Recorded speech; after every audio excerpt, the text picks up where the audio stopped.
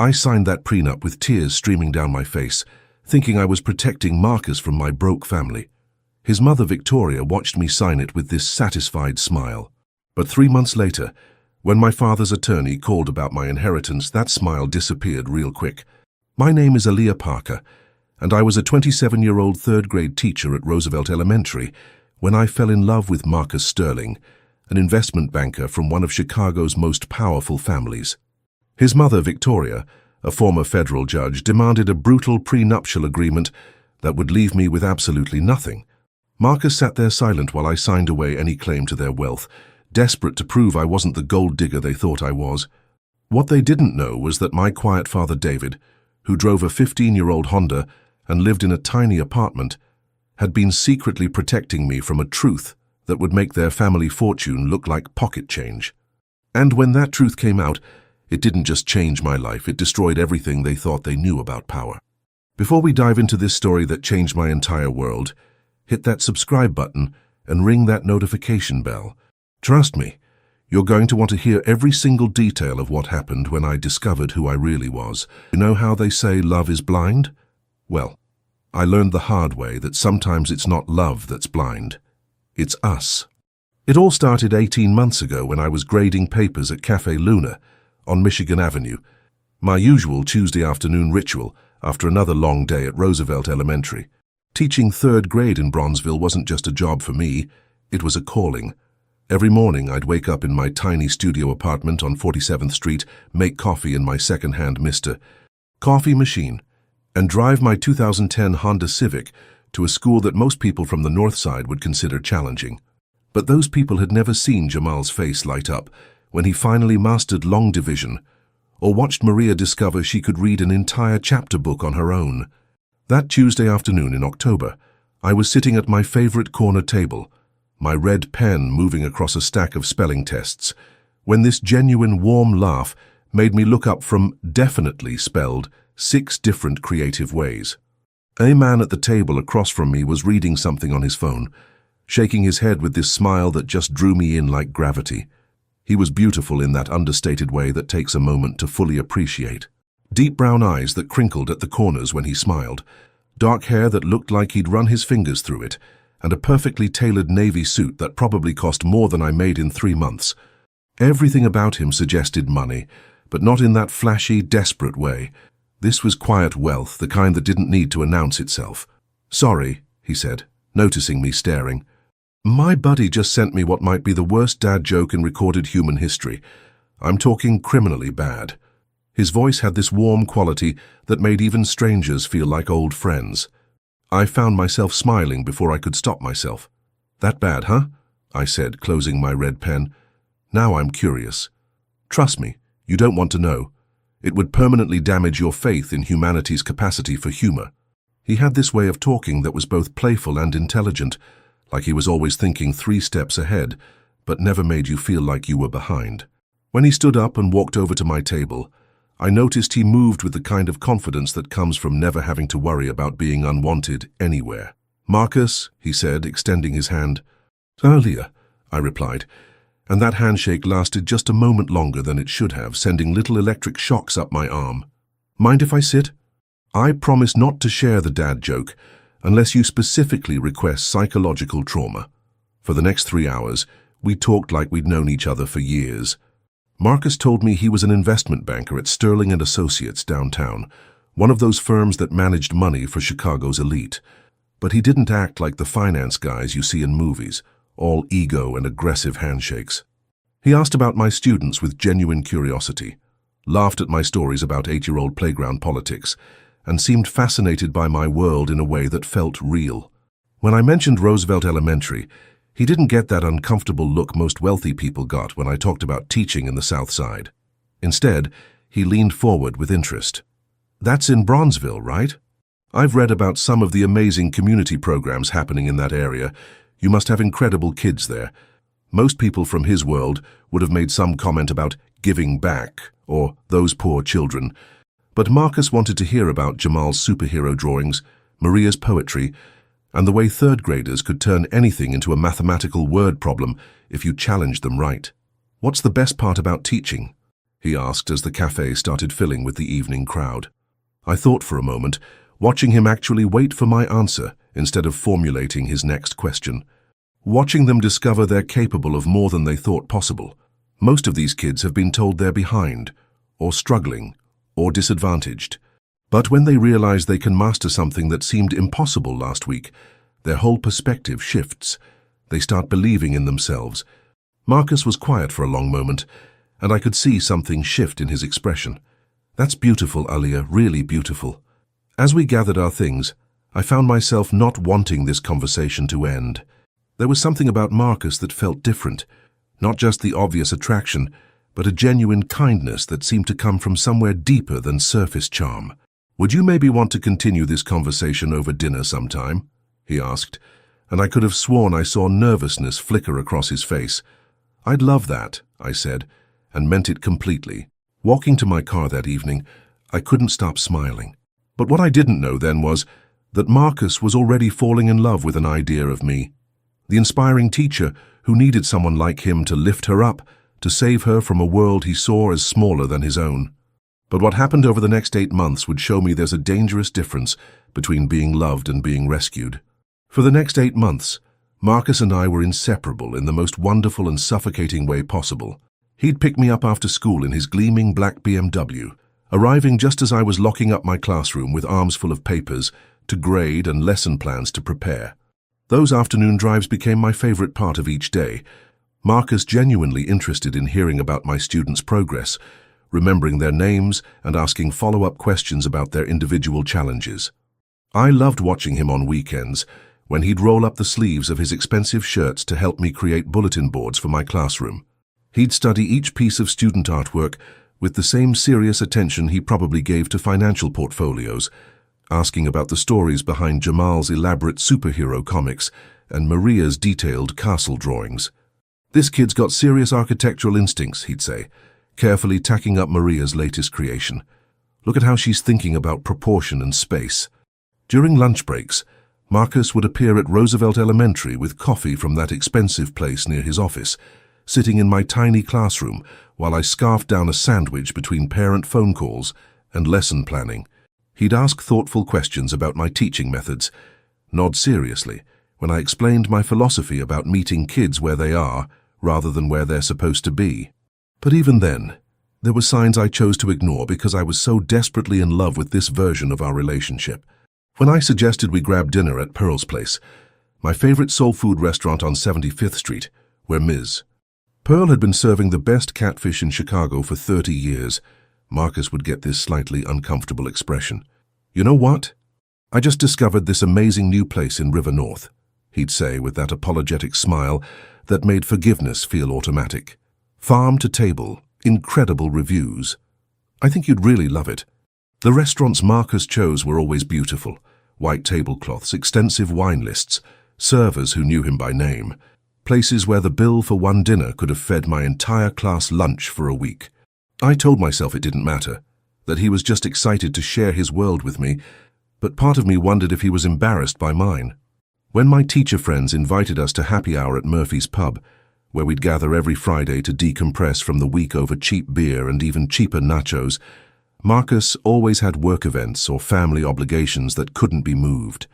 "Rain check?" he'd ask, kissing my forehead with genuine regret. "I promise we'll make it next time." But next time never came. After 6 months of dating, Marcus had never met my friends, never been to my neighborhood except to pick me up, never experienced any part of my world that wasn't carefully curated and comfortable for him. I started changing little things about myself without consciously realizing it. When Marcus complimented a dress I wore to one of his work events, I found myself gravitating towards similar styles, leaving my more colorful, comfortable clothes hanging unworn in my closet.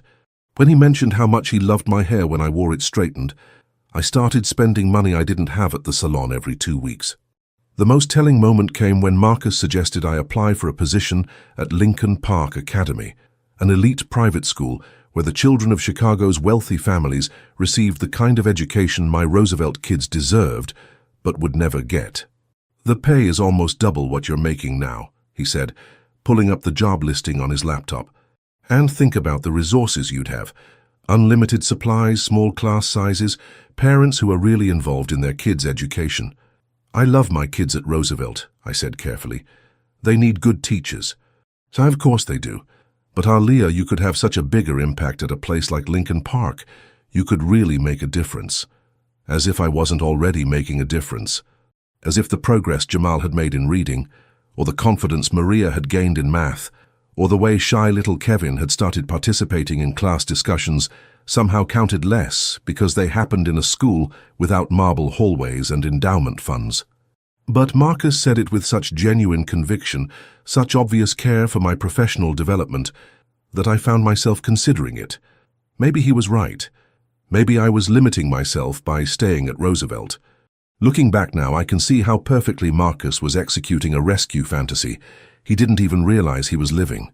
He genuinely loved me, but he loved the version of me that needed saving, that needed lifting up to his level. He couldn't see that maybe I didn't need rescuing. Maybe I was exactly where I was supposed to be. But then Marcus took me to meet his family, and I learned that his desire to save me was nothing compared to their need to destroy me. The first dinner at the Sterling Mansion was like stepping through a portal into a different universe, one where I was clearly an unwelcome alien.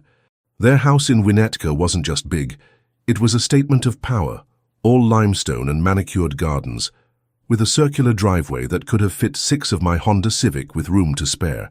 As we pulled up to the front entrance, I smoothed my best dress, a navy blue sheath I'd bought on sale at Nordstrom Rack specifically for this occasion, and tried to calm the nervous energy that had been building all week. Marcus had been unusually quiet during the 40-minute drive from the city, his hands tense on the steering wheel. "They're going to love you," he said for the 3rd time, but something in his voice suggested he was trying to convince himself as much as me. Just be yourself. The irony of that advice would become clear soon enough. The heavy wooden door opened before we could knock, revealing Victoria Sterling in all her intimidating glory. She was tall and elegant in that way that money can perfect. Silver hair pulled back in a flawless chignon, wearing a cream-colored cashmere sweater that probably cost more than my monthly rent, and jewelry that caught the light like it was performing for an audience. Her smile was warm but calculated, like a judge weighing evidence before delivering a verdict. "So you're the teacher Marcus has been telling us about," she said, and the way she pronounced teacher made it sound like charity case. Victoria's handshake was firm and brief, designed to establish dominance without being obvious about it. Her eyes took in every detail of my appearance, my sale rack dress, my modest jewelry, my nervousness, and I could practically see her mental filing system categorizing me under temporary problem to be managed. The inside of the Sterling house was even more overwhelming than the exterior. Marble floors that reflected every sound, oil paintings that belonged in museums, and furniture that looked like it had been inherited from European royalty. Everything was designed to make visitors feel small and temporary. Richard Sterling emerged from what I assumed was his study, and he was the physical opposite of his wife, shorter, rounder, with kind eyes behind wire-rimmed glasses. Where Victoria projected authority through intimidation, Richard seemed genuinely pleased to meet me. "Aaliyah," he said, shaking my hand with actual warmth. "Marcus has told us so much about your work at Roosevelt Elementary. That must be incredibly rewarding."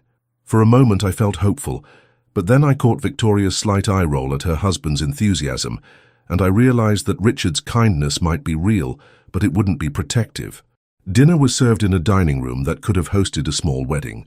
The table was set with china that looked like it belonged in a museum, crystal glasses that sang when you touched them, and enough silverware to suggest multiple courses I wasn't prepared for. Throughout the meal, Victoria maintained a steady stream of subtle attacks, disguised as polite conversation.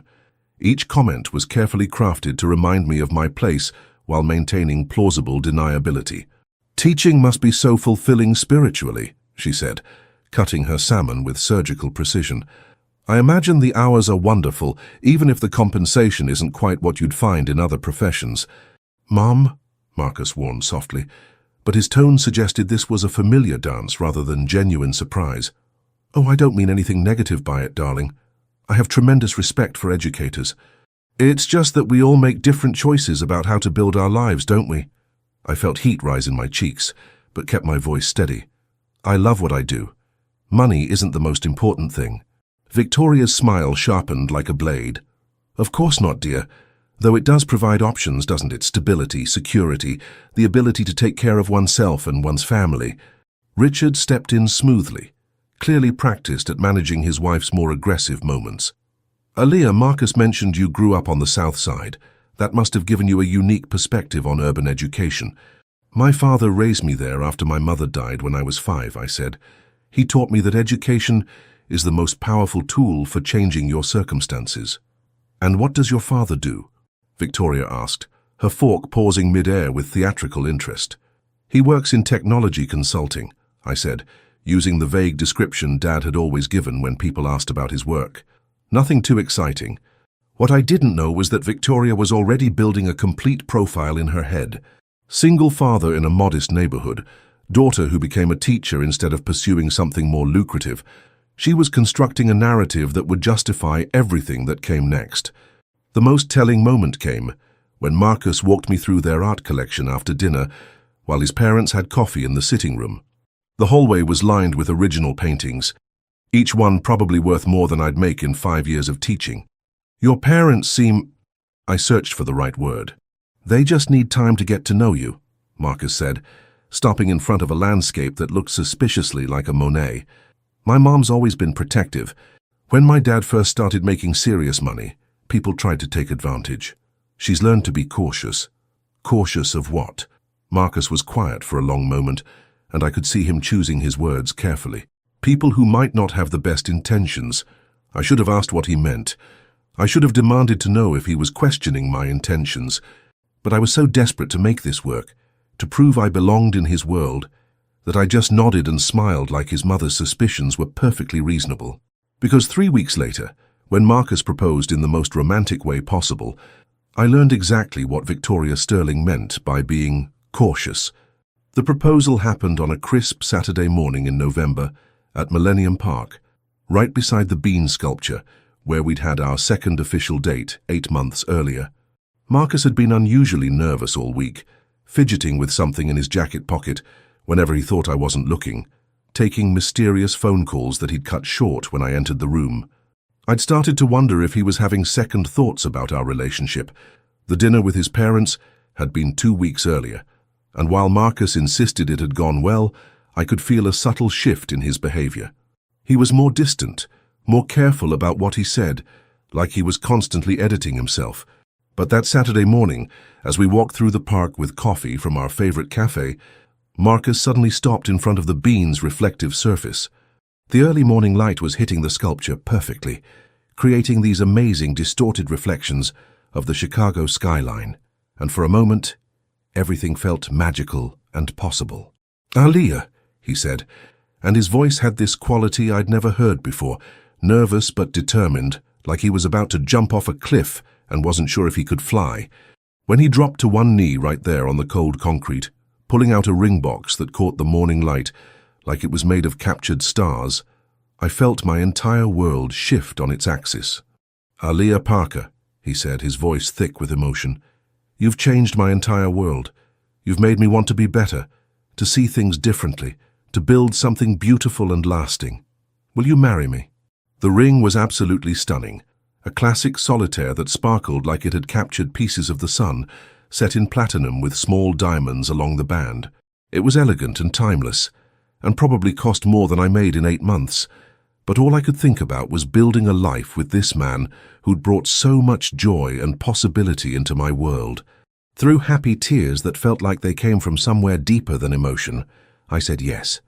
Yes to love, yes to partnership, yes to the future we'd been building together, one conversation at a time. For 30 beautiful seconds, as Marcus slipped that ring onto my finger and kissed me with the kind of passion that makes strangers stop and smile, I thought I was living in a fairy tale. The ring fit perfectly, like it had been made specifically for my hand. And when Marcus stood up and spun me around, laughing with pure joy, I felt like the luckiest woman in Chicago. We called his parents immediately from a bench overlooking Lake Michigan, both of us giddy with excitement and talking over each other like teenagers. Richard answered on the first ring, and his reaction was everything I'd hoped for. "Congratulations, both of you. This is wonderful news. We're so happy for you." But when Victoria came on the line, Her first words after a perfectly timed pause were, "Well, I suppose we'll need to discuss the practical arrangements." The joy drained out of Marcus's face like someone had pulled a plug. "Mom, can we at least celebrate first?" "Of course, darling. But these things are important to handle properly. There are considerations when families merge, especially when there are different circumstances involved." Different circumstances. Code for the fact that I had nothing and they had everything, and they needed to make sure their everything stayed protected from my nothing. That night, after we had celebrated with champagne and called my father with the good news, Dad was thrilled, though I noticed he asked more questions about Marcus's character than his family's wealth. Victoria called me directly on my cell phone. "Aaliyah, dear," she said in that tone that made endearments sound like threats, "I hope you'll understand that this conversation isn't personal. It's simply that Marcus has worked tremendously hard to build his career and his financial position, and with your situation, well, we need to ensure that everyone's interests are properly protected. My situation." The words hung in the air like a slap. "I'm not sure what you mean, Mrs. Sterling." "A prenuptial agreement, dear. Completely standard in families like ours. I'm sure you understand the necessity." I understood perfectly. They saw me as a threat, a gold digger who couldn't possibly love Marcus for who he was rather than what he had. But I also understood that fighting this would only confirm their suspicions and create the kind of family drama that could destroy my relationship with Marcus before it really began. "Of course," I said, hating how small and defeated my voice sounded. "Wonderful. I'll have Harold schedule something for next week. He's handled Sterling family legal matters for decades. You'll find him very thorough." Very thorough. That should have been my first warning about what I was walking into. But what I didn't know was that the prenup appointment Victoria was scheduling wasn't just about protecting their wealth from me. It was about positioning themselves to take everything I had, including things I didn't even know I possessed. The prenup appointment was scheduled for the following Thursday at the Sterling family attorney's office, located on the 40th floor of a downtown skyscraper that seemed designed to make visitors feel insignificant.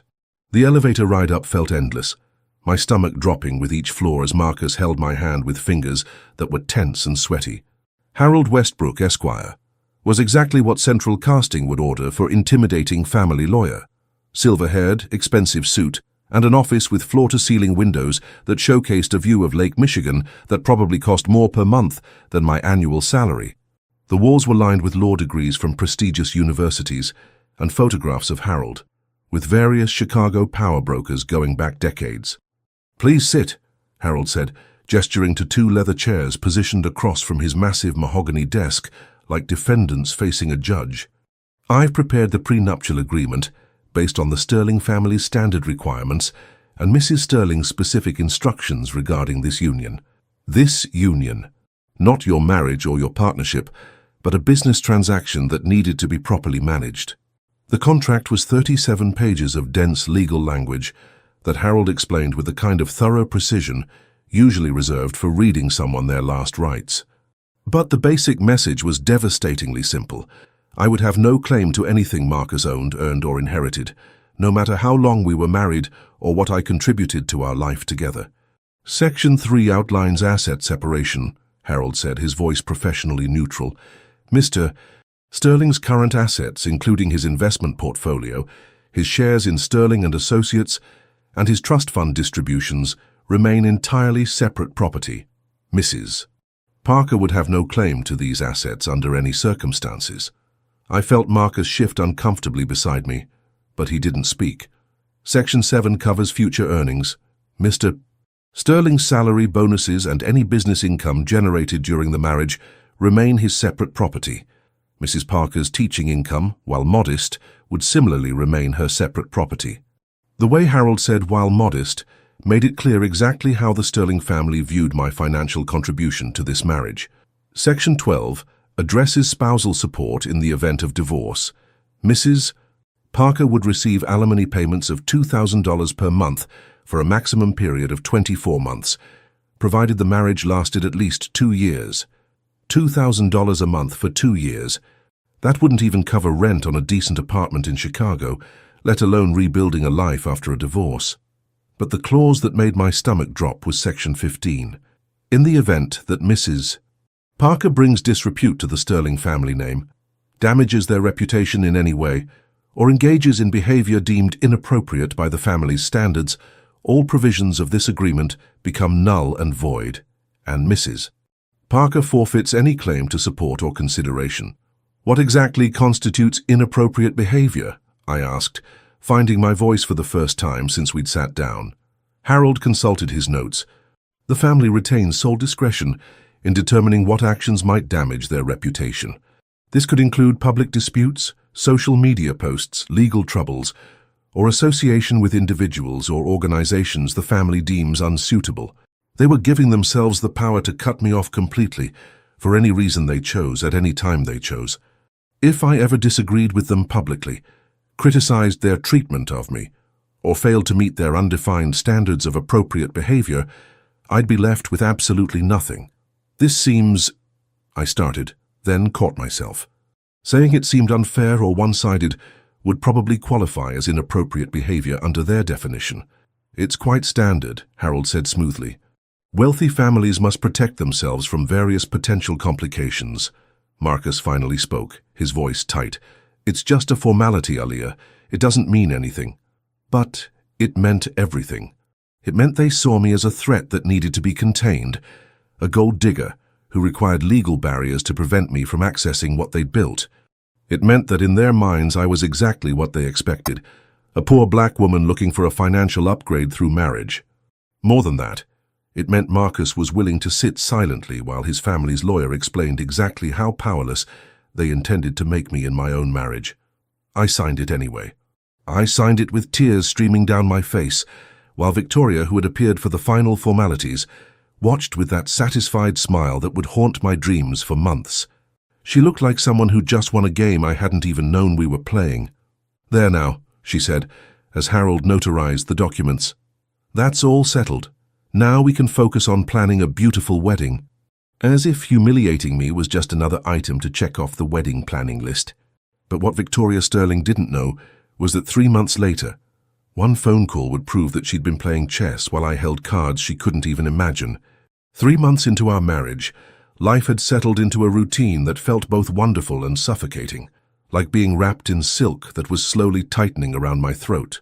Marcus and I had moved into a gorgeous Lincoln Park townhouse that his parents had purchased as a wedding gift, though the deed was carefully placed in Marcus's name alone, exactly as the prenup required. The house was everything I'd never dared to dream of.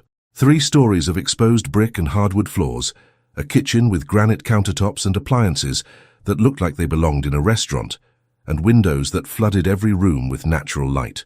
I had a home office where I could prepare lessons without papers scattered across our bed, and a backyard garden where I could grow the vegetables my grandmother had taught me to love. But even in this beautiful space, I felt like a guest who might be asked to leave at any moment. Marcus was loving but increasingly distant, working longer hours at Sterling & Associates and coming home exhausted from meetings and client dinners that seemed to multiply every week. When I suggested we start trying for a baby, he'd get this uncomfortable expression and change the subject. "Let's just enjoy being married for a while," he'd say. But I suspected the real reason was that a baby would complicate the prenup, and his family wasn't ready for those complications. I'd also taken a position at Lincoln Park Academy, partly because Marcus had continued to gently pressure me about maximizing my potential, and partly because Victoria had made it clear that a Sterling family wife should teach a better class of children. The pay was indeed almost double what I'd made at Roosevelt Elementary, but I missed my old students desperately. At Lincoln Park, the children were polite and well prepared, their parents involved and supportive. But there was something missing. The raw joy of watching a kid who'd been told they were behind suddenly discover they could excel, the fierce pride in overcoming obstacles that my Roosevelt students had carried like armor. These Lincoln Park kids were privileged and comfortable, and while they deserved good teaching, they didn't need saving the way my old students had. I felt like I was using my skills to maintain advantages for children who already had every advantage, instead of creating opportunities for kids who had none. But whenever I mentioned missing Roosevelt Elementary, Marcus would get that patient expression he used when explaining complex financial concepts to clients. "You're making such a bigger impact now, though," he'd say. "These parents have connections, influence. The students you inspire here could end up changing the world, as if the students I'd taught at Roosevelt couldn't change the world, given the chance. The most telling indication of my status in this new life came during family dinners at the Sterling mansion. Now that I was officially part of the family, I was included in all their gatherings, but I quickly learned that inclusion didn't mean acceptance. Victoria would ask about my work at Lincoln Park, with the kind of polite interest she might show in a neighbor's garden. Pleasant enough, but clearly not particularly important. When the conversation turned to family business, Marcus and Richard would discuss investment strategies and property deals, while Victoria shared updates about her various charity board positions. I was expected to listen politely and occasionally contribute observations about the younger generation or educational trends, but never to offer opinions about actual financial decisions or family direction. I was ornamental, not functional. The most painful moment came when Victoria mentioned a large donation the family was making to educational causes. "We've decided to endow a scholarship program at Northwestern," she announced over dessert. "Full tuition for deserving students from disadvantaged backgrounds." "That's wonderful," I said, genuinely pleased. "Have you considered partnering with specific high schools to identify candidates? I know some amazing students who—" "Oh, we have a selection committee that handles those details," Victoria interrupted smoothly. "Very qualified people who understand the proper criteria. Proper criteria. Not the messy, complicated reality of which kids actually needed help, but criteria that would ensure the scholarships went to students who would reflect well on the Sterling family name." I realized then that this was my role in their world, to be the acceptable face of their charitable impulses, the former inner-city teacher who proved their good intentions, but not someone whose actual experience or expertise was valued. That night, lying next to Marcus in our beautiful bedroom with its view of the Chicago skyline, I felt more alone than I had since my mother died. I was married to a man I loved, living in a house most people could only dream of, working at a prestigious school, accepted by a powerful family, and I was miserable, because none of it felt real. I felt like I was playing a role in someone else's life, pretending to be grateful for opportunities that required me to abandon everything that had made me who I was. But on Tuesday, October 15th, everything changed with a phone call that would reveal exactly how much I'd been underestimating my own worth. On Tuesday, October 15th, I was sitting in our sunlit kitchen grading papers from my Lincoln Park Academy students when my phone rang with a number I didn't recognize. The caller ID showed Harrison, Mitchell and Associates, and for some reason, my heart started beating faster before I even answered. "Ms. Parker, this is James Harrison from Harrison, Mitchell and Associates. I was your father's attorney." The use of past tense made my blood go cold. Is something wrong with my dad? "Ms. Parker, I'm calling from Northwestern Memorial Hospital. Your father collapsed at his office this morning with a massive heart attack. The doctors are doing everything they can, but you should come right away." The world tilted sideways. My father, David Parker, had been the one constant in my life since my mother died when I was 5. He was the man who'd worked multiple jobs to keep us afloat while never missing a single school play or parent-teacher conference. He'd walked me down the aisle 3 months ago with tears in his eyes, telling me he'd never been prouder of the woman I'd become. I called Marcus immediately, but he was in meetings all afternoon. I left a voicemail and drove to Northwestern Memorial alone, my hands shaking so badly I could barely grip the steering wheel. The next 3 days blurred together in a haze of beeping machines, hushed conversations with doctors, and the antiseptic smell of hospital corridors. Dad drifted in and out of consciousness, sometimes recognizing me, sometimes staring at the ceiling like he was seeing something the rest of us couldn't. Marcus arrived that first evening, bringing coffee and sandwiches I couldn't eat, rubbing my back when I cried. For those 3 days, he was the man I'd fallen in love with, present, supportive, genuinely sharing my pain. Victoria even called to offer condolences and any help the family could provide. On the 3rd day, Dad had a moment of clarity that felt like a gift. He squeezed my hand with strength I didn't know he still had, and looked at me with eyes that were completely lucid. "Baby girl," he whispered, his voice barely audible above the machines keeping him alive. "When this is over, you need to go to First National Bank downtown, safety deposit box 1247. Everything you need to know is in there." His eyes were intense, urgent, like he was trying to communicate something much larger than just practical instructions. "Dad, you're going to be fine," I whispered back, but he shook his head with a sad smile. "No, sweetheart. But you're going to be more than fine. You're going to be free." His grip tightened. "Safety deposit box 1247. Promise me you'll go alone. Read everything before you talk to anyone else. Promise me." "I promise, Dad." He smiled then, a peaceful expression I'd remember forever. "I love you, baby girl, and I'm so proud of who you've become. You're stronger than you know." Dad died 2 hours later, holding my hand while machines flatlined around us. With him went the last person who'd ever loved me without conditions, without expectations, without wanting me to be anything other than exactly who I was.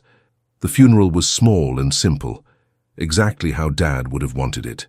A handful of colleagues from his consulting work, neighbors from our old building, and the few teachers from Roosevelt Elementary who'd stayed in touch despite my move to Lincoln Park Academy. Marcus held me as I cried, and I felt grateful he was there, even though his presence couldn't fill the enormous hole Dad's death had left in my world. But throughout the entire service, Dad's urgent words kept echoing in my mind. "Safety deposit box 1247. Everything you need to know is in there." What could my father, who'd lived so modestly and worked so quietly, possibly have left that required such secrecy?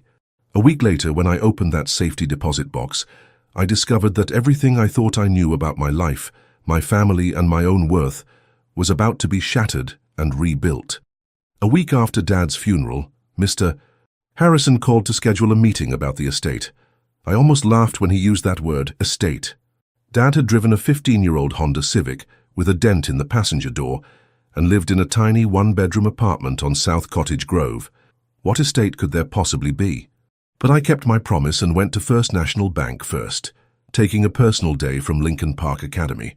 The bank was one of those imposing downtown buildings with marble columns and floors that echoed every footstep, designed to make you feel the weight of serious money even if you didn't have any. Safety deposit box 1247 was larger than I'd expected, and when the bank employee left me alone in the small viewing room, my hands were shaking as I turned the key. Inside were documents, photographs, and letters that made absolutely no sense at first glance. The first thing I saw was a newspaper clipping from 2003. "Local engineers' green energy patents revolutionize solar industry." The photo showed a younger version of my father, in a crisp suit, shaking hands with executives from 3 major energy companies I recognized from business news. I stared at the image for a full minute, convinced there was some mistake. This couldn't be my father, the man who wore the same 4 shirts to work and bought generic cereal to save $3 at the grocery store.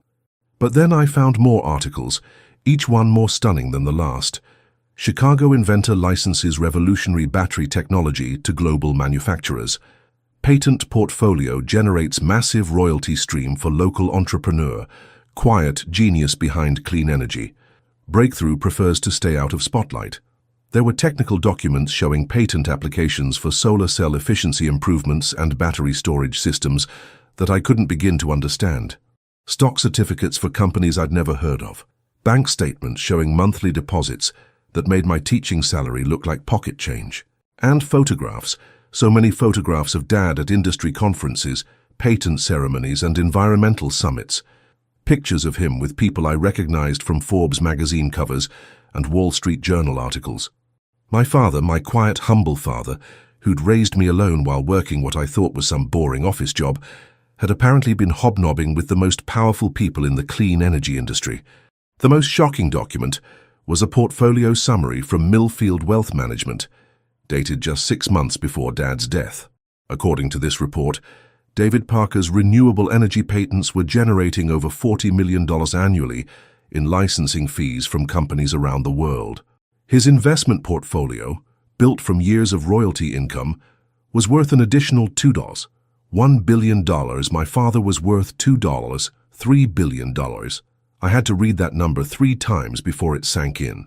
My father, who'd clipped coupons and driven an old Honda and lived in a studio apartment smaller than my current walk-in closet, was worth more than $2 billion. The letter that explained everything was in Dad's careful handwriting, dated just 3 months before his death. "My dearest Aliyah, if you're reading this, then my time protecting you is over, and yours begins. I know this must be overwhelming, but please read everything before you react.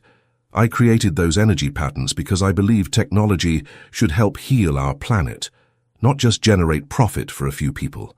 When the licensing money started flowing in during the mid-2000s, I faced a choice: live like a billionaire and raise my daughter in that world, or use the money responsibly while keeping both of us grounded in reality.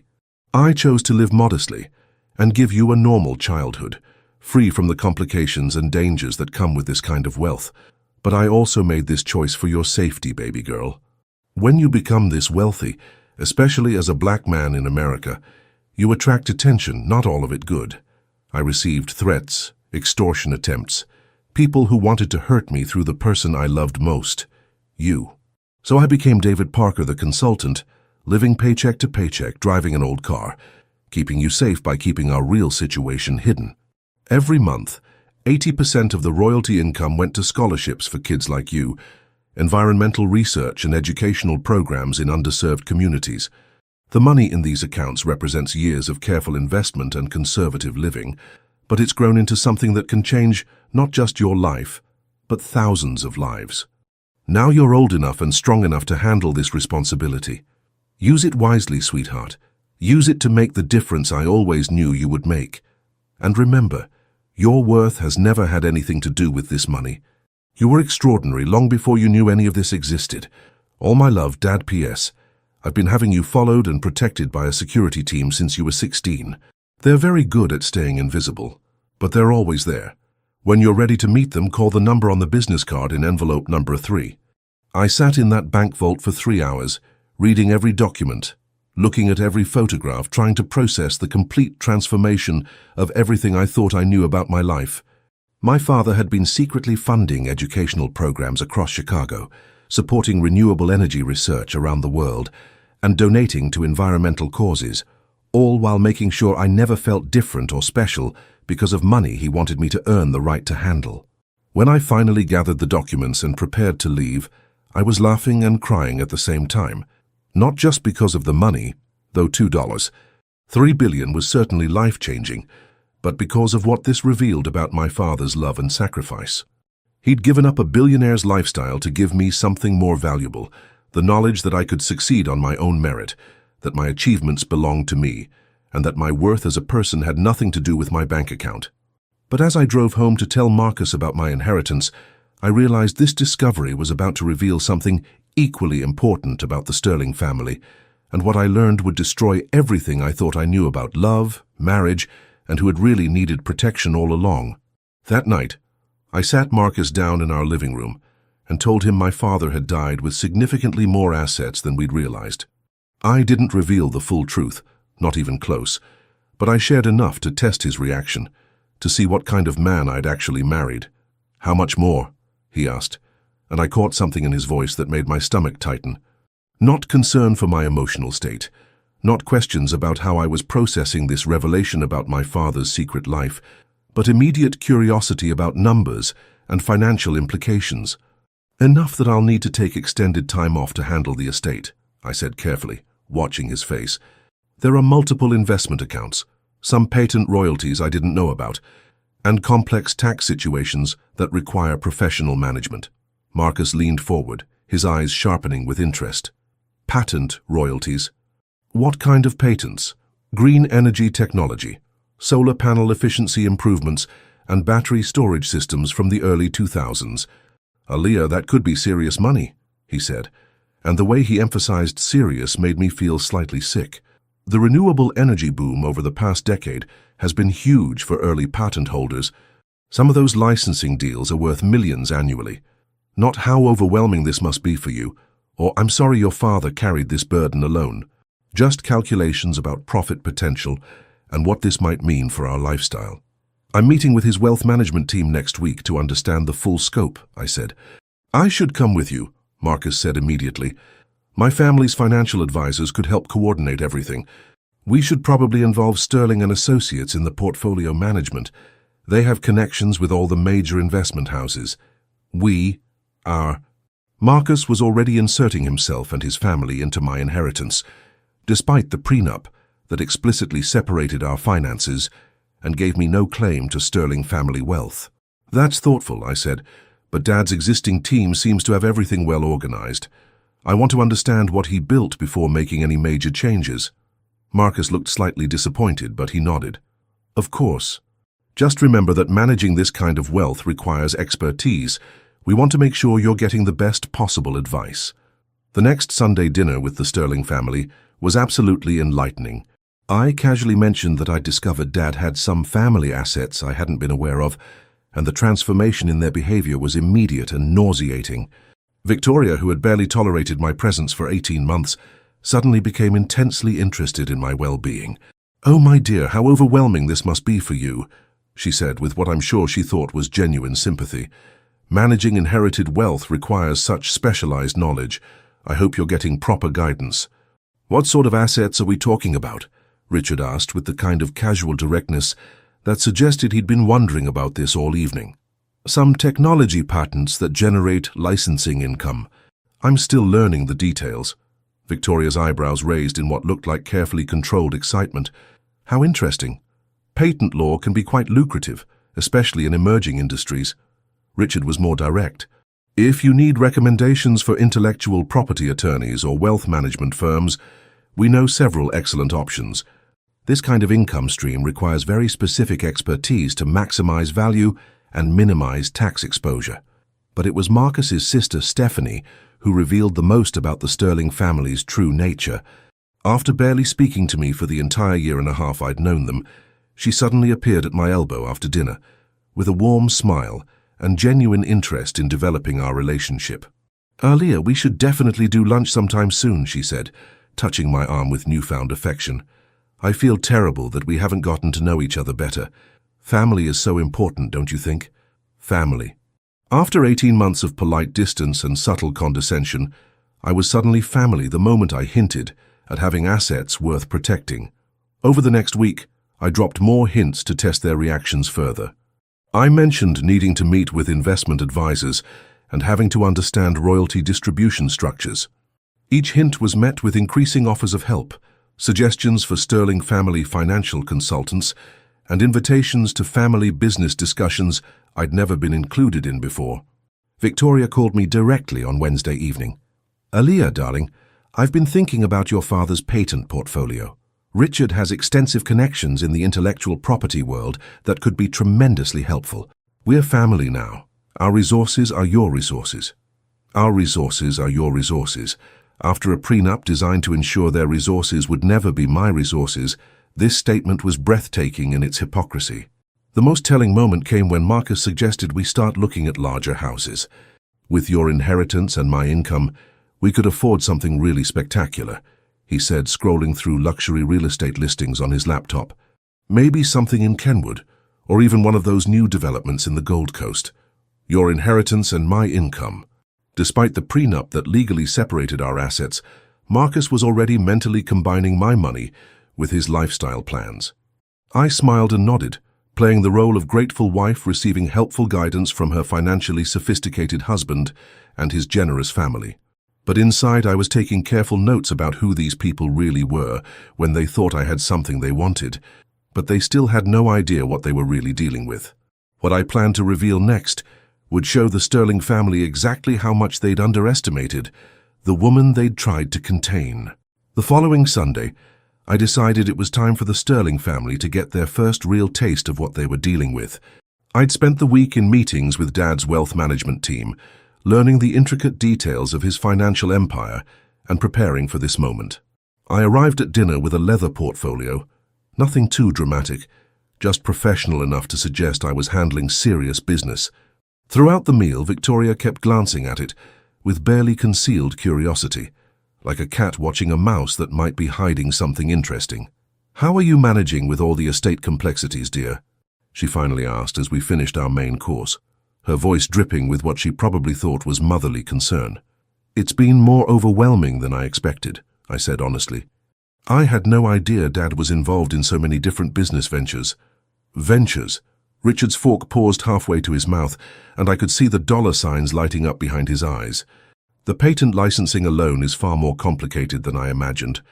23 different companies, across 6 countries currently pay royalties for his various green energy innovations. 23 companies. Marcus's voice was sharp with surprise, and I noticed his hand had stopped moving entirely. I opened the portfolio with deliberate casualness and pulled out a single bank statement, carefully selected to show enough to shock them without revealing the full scope of what I'd inherited. The document showed royalty payments for September, $3.7 million deposited from various energy companies around the world. The silence that followed was absolutely deafening. Victoria's wineglass stopped halfway to her lips, frozen in mid-air like she'd been turned to stone. Richard actually choked on his water, coughing and reaching for his napkin. Marcus just stared at the numbers with his mouth slightly open, his usual financial sophistication temporarily short-circuited. Stephanie, who had been scrolling through her phone during most of dinner, looked up and whispered, Is that just 1 month? According to the wealth management team, September was actually slightly below average, I said with the kind of casual tone people use to discuss grocery shopping. Apparently, solar royalties peak during the summer quarters, when energy production is highest. Victoria's face had gone completely white, and I could practically see her mental calculator working overtime. If this was 1 month, and it was below average, what was the annual income? What was the total portfolio value? Aaliyah, Richard said carefully, his voice slightly hoarse from the water incident, have you considered the tax implications of this level of income? Estate taxes alone could be... Dad's team has been handling all the tax optimization for years, I interrupted smoothly. Apparently he had some very sophisticated structures in place. International licensing agreements, charitable giving strategies, investment vehicles I'm still learning about. Marcus reached across the table and grabbed my free hand, but his touch felt different now. Not comforting, but possessive, like he was staking a claim on something that had suddenly become much more valuable. Babe, this is incredible, he said, his voice thick with an emotion I was starting to recognize as greed. We should definitely get Sterling and Associates involved in managing this. They handle portfolios at this scale all the time. We are, despite the prenup that explicitly prevented me from claiming any Sterling family assets, my inheritance had somehow become community property in Marcus's mind. That's generous, I said, but Dad's existing team seems to have everything running smoothly. His wealth manager said making sudden changes could be disruptive to established income streams. Victoria leaned forward, her earlier shock replaced by the kind of hungry interest I'd seen her display at charity auctions when she was bidding on something she absolutely had to have. Aaliyah, darling, she said, her voice now warm with an affection that felt about as genuine as a $3 bill. I hope you know that as a Sterling, you're part of our family's legacy now. We take care of our own, and we have resources that could be tremendously helpful. As a Sterling, after 18 months of making me feel like an outsider who'd won some kind of marriage lottery, I was suddenly an essential member of the family legacy. The important thing, Richard added, is making sure you're getting the best possible advice. This level of wealth requires very specialized management. And protection, Victoria said meaningfully. There are people who might try to take advantage of someone who's new to handling significant assets. The irony was so thick, I could have cut it with a knife. The people most likely to take advantage of my significant assets were sitting right at this table, offering to help me protect myself from exactly the kind of predatory behavior they were demonstrating.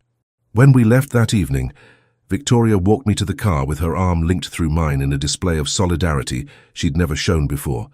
Aaliyah, I hope you'll forgive me if I seemed overly protective when you and Marcus first began dating, she said, with what I'm sure she thought was a touching admission of maternal vulnerability. A mother worries about people who might have the wrong intentions, but I can see now that you come from the sort of family that understands responsibility and proper financial stewardship. The sort of family that has money, she meant. Nothing about my character had changed, nothing about my love for Marcus or my values or my integrity, but my bank account had magically transformed me from a threat into an asset. But the $7 million they'd just seen was barely 1% of the truth, and when I revealed the real numbers, the Sterling family wouldn't just be shocked, they'd be terrified. The transformation in the Sterling family's behavior over the next 2 weeks was so dramatic, it would have been comical if it wasn't so nauseating. Suddenly I was invited to every family business meeting, every charity board discussion, and every social event I'd been politely excluded from for 18 months. Victoria started calling me twice a week with ideas for managing my inheritance, each conversation more presumptuous than the last. She suggested I needed a family office to coordinate my various assets, recommended specific investment strategies, and even hinted that I should consider establishing a foundation that could work in partnership with Sterling family charitable initiatives. But it was Marcus's behavior that disturbed me most. He'd become obsessed with my finances in a way that felt predatory rather than supportive. Every conversation somehow circled back to investment opportunities, tax strategies, or ways we could optimize our combined resources. When I reminded him that our resources weren't actually combined according to the prenup he'd watched me sign, he'd wave his hand dismissively. "That old thing? We can tear it up any time we want. We're married now. What's yours is mine and what's mine is yours." Except I'd never been entitled to what was his, thanks to that same prenup that was suddenly so dismissible. The most revealing moment came when Victoria invited me to lunch at the Chicago Club, the exclusive downtown establishment where she conducted her most important social business. The dining room was all crystal chandeliers and oil paintings, filled with women who looked exactly like her and wielded the same kind of quiet power. "I've been thinking about your situation," she said after we'd ordered, leaning forward with the kind of conspiratorial intimacy she'd never shown me before. "And I'm concerned you might not be getting the protection you need." "Protection from what?" "Well, darling, there are people who might challenge your inheritance. Distant relatives your father never mentioned, business partners who feel entitled to a share of his innovations, even government agencies that might question some of his tax strategies." My blood went cold, but not for the reason Victoria expected. "Are you suggesting someone might try to take my inheritance?" "I'm suggesting we need to be proactive about protecting it," she said, her voice taking on the authoritative tone she'd probably used on the federal bench. "Richard knows attorneys who specialize in estate defense. We could help you establish some protective structures, family trusts, offshore accounts, legal barriers that would make any challenge virtually impossible. Family trusts controlled by Sterling family attorneys. Protective structures that would conveniently require Sterling family oversight. Victoria Sterling wasn't trying to help me protect my money, she was trying to get legal control of it. These challenges often come very quickly after someone inherits significant wealth, she continued. We should probably move fast to establish proper protections before anyone else becomes aware of your situation. The threat was clear. Let us control your money voluntarily, or we'll find ways to tie it up in legal challenges that could last for years. That's very thoughtful of you to be concerned, I managed. Family takes care of family, Victoria said with a smile that didn't reach her eyes, and we've certainly learned that you're much more substantial than we initially realized. That evening I called Detective Maria Santos, a private investigator who specialized in corporate due diligence. If Victoria Sterling wanted to play games with my inheritance, I needed to understand exactly who I was dealing with. "I want to know everything about Sterling and Associates and the Sterling family finances," I told her. "Income, debts, legal troubles, anything that might motivate them to go after someone else's assets." What Detective Santos discovered over the next week was absolutely stunning and explained everything about the Sterling family's sudden interest in my well-being. Sterling and Associates was in serious financial trouble.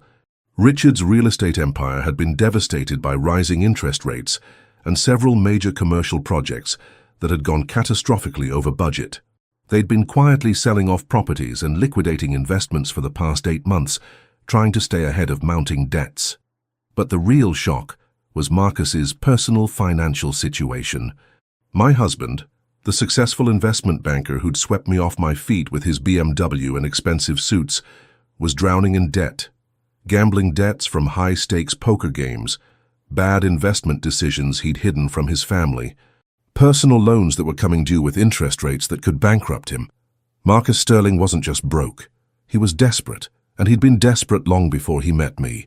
"There's something else," Detective Santos said when she called with her final report.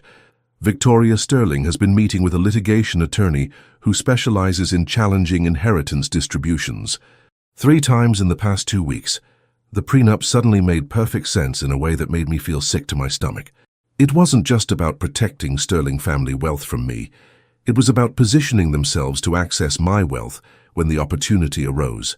They'd known. Somehow they'd known that my father had money, and they'd been planning this con from the very beginning, but they'd made one critical mistake in their calculations. They'd assumed I was still the naive teacher who'd signed that prenup with tears in her eyes, someone they could manipulate with legal threats and family pressure. They had no idea who they were really dealing with, because what I was about to reveal wouldn't just shock the Sterling family, it would destroy every assumption they'd made about power, money, and who really needed protection in this relationship. I decided to end this charade at the next family dinner, but not the way Victoria Sterling was expecting. I arrived with Mr. Harrison, Detective Santos, and a briefcase containing the complete truth about my inheritance, along with some additional information about the Sterling family that I was certain they'd find illuminating. "Aaliyah," Victoria said as she noticed my entourage, her voice slightly strained. "What's all this about?" I thought it was time we all had a completely honest conversation about money, family, and protection, I said, settling into my chair at their elegant dining room table. "Since you've all been so concerned about my financial well-being." Richard looked nervous. Marcus was sweating despite the October chill, but Victoria maintained her composure, probably assuming this was about legal formalities or tax documentation. "Of course, dear. We just want to ensure you're properly protected." "I am," I said, nodding to Mr. Harrison. "Mr. Harrison has been managing my father's business empire for over 20 years. He's handled every aspect of Dad's financial life, including some things I'm sure you'll find very interesting." I opened the briefcase and pulled out the complete financial portfolio. I think I may have understated the scope of my father's assets. The document I placed on the table was a comprehensive wealth summary prepared by Millfield Wealth Management. It showed annual royalty income of $47 million, investment portfolios worth $1 billion, and a net worth that placed David Parker among the wealthiest individuals in Illinois. Victoria's wineglass slipped from her fingers and shattered on the marble floor. Richard made a choking sound that wasn't quite human. Marcus just stared at the numbers like they were written in a language he couldn't comprehend. $2.3 billion, Stephanie whispered, reading the bottom line. "You're worth $2.3 billion. Actually, it's closer to $4 billion now," I said casually. October was a good month for solar energy production, but I wasn't finished. Detective Santos has prepared some additional information that I thought might interest everyone, I continued, pulling out another set of documents. Since we're having such an honest conversation about financial situations, the Sterling family financial summary made for fascinating reading. Richard's commercial real estate empire was hemorrhaging money, with over $200 million in debt coming due in the next 18 months. Sterling and Associates had been losing clients steadily, with several major accounts pulling their investments due to poor performance.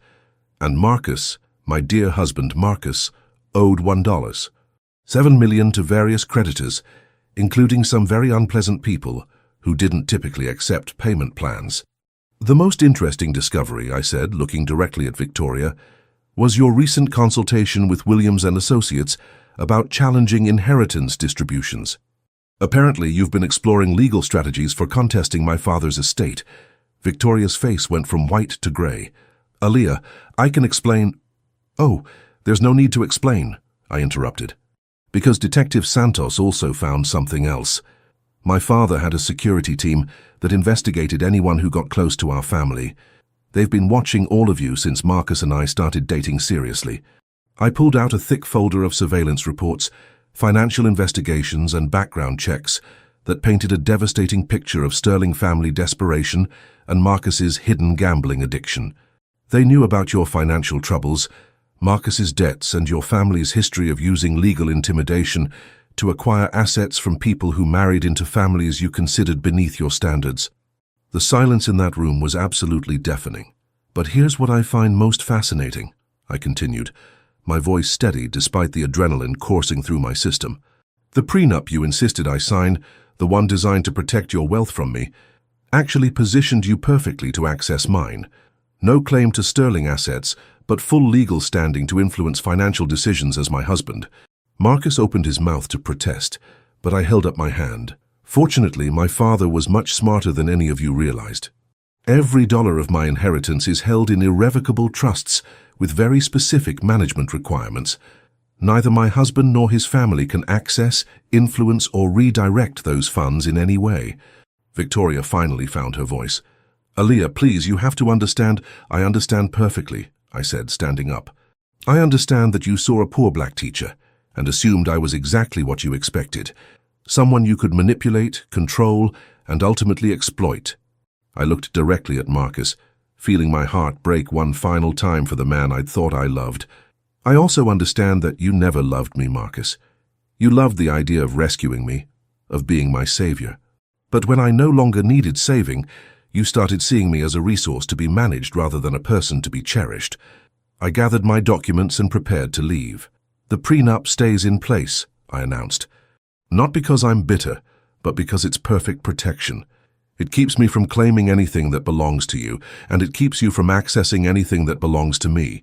3 years later, I established the David Parker Foundation, focusing on educational opportunities and renewable energy initiatives in underserved communities. I still teach, though now at a school I built that gives kids like my old Roosevelt Elementary students access to the kind of resources and opportunities every child deserves. I met someone new, Dr. Samuel Washington, a pediatrician who knew nothing about my money when he fell in love with my laugh at a community health fair. He's someone who sees my worth in how I treat his patients' families, not in my investment portfolio. My father's greatest gift wasn't the money he left me. It was the lesson that true wealth comes from knowing your value has nothing to do with your bank account. The Sterling family's prenup was supposed to protect them from me, but it ended up protecting me from people who could never see past a balance sheet to recognize someone's real worth. Sometimes the best thing someone can do for you is show you exactly who they are. That prenup was the most expensive education I never had to pay for, and every humiliating clause was worth learning the truth about people who measure love in dollars and consider character a secondary asset. Thank you to everyone who typed respect and to all who shared their locations from around the world. Your global support means everything. If these stories inspire you, please subscribe to join our community and help us share more incredible tales of courage and justice. Until next time, remember, your worth is determined by who you are, not what you have.